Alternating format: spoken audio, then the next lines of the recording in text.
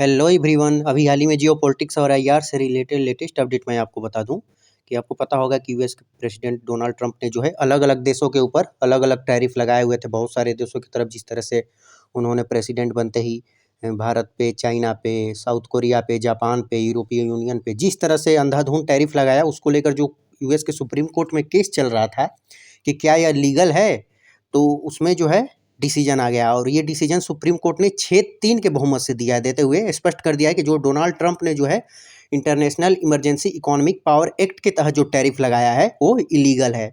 यानी इसके लिए ट्रंप को जो है कांग्रेस, जो वहाँ की संसद है, वहाँ को कांग्रेस कहा जाता है, वहाँ से बिल पास कराना होना, एक्ट पास कराना था ये टैरिफ लगाने के लिए। लेकिन डोनाल्ड ट्रंप ने ऐसा नहीं किया। इसके वजह से जो है सुप्रीम कोर्ट ने यह डिक्लेयर किया कि जो प्रेसिडेंट के पास यह जो पावर थी वो इलीगल है। उसके पास पावर थी ही नहीं, उसको ये पावर पार्लियामेंट के पास थी, यानी कांग्रेस के पास थी वहाँ के। तो इसको लेकर जो है काफ़ी क्योस मचा हुआ है। और आपको पता होगा कि इंडिया का भी ट्रेड डील चल रहा है टैरिफ को लेकर, और जिस तरह से इंडिया पे 18% डोनाल्ड ट्रंप ने टैरिफ शुरुआत में लगभग 25-25 करके 50% लगाया था, लेकिन अब घटकर जो है बातचीत के दौरान ट्रेड नेगोशिएशन जो हो रहा है उसमें जो है 18% हो गया है।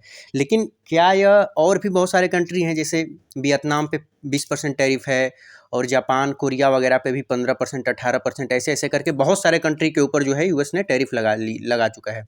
अब चूंकि उस सुप्रीम कोर्ट के डिसीजन के बाद जो है डोनाल्ड ट्रंप का यह जो टैरिफ है वो इलीगल हो गया है। तो इसको लेकर ये भी सवाल उठ रहा है कि अब तक जो टैरिफ से जो है यूएस गवर्नमेंट ने जो है 175 बिलियन डॉलर इकट्ठे किए थे, तो क्या वो पैसे बांटे जाएंगे, कहाँ जाएगा वो पैसा? क्या वो बिजनेसमैन को दिया जाएगा या पब्लिक में बांटे जाएंगे? इसको भी लेकर अभी क्लियर नहीं है क्या होता है। उस पे लेके इस पे कोई अपडेट आएगा तो मैं दूंगा। और मैं आपको बता दूं कि इंडिया और यूएस के बीच में जो बातचीत चल रही है वो अभी फाइनल नहीं हुई है। अभी बहुत सारे इंटरिम फ्रेमवर्क वगैरह आए थे, अभी कुछ साइन नहीं हुआ है। तो उस चूंकि अब इस डिसीजन के आने के बाद जो है इंडिया के पास एक लीवरेज रहेगा यूएस से निगोशिएशन करने में।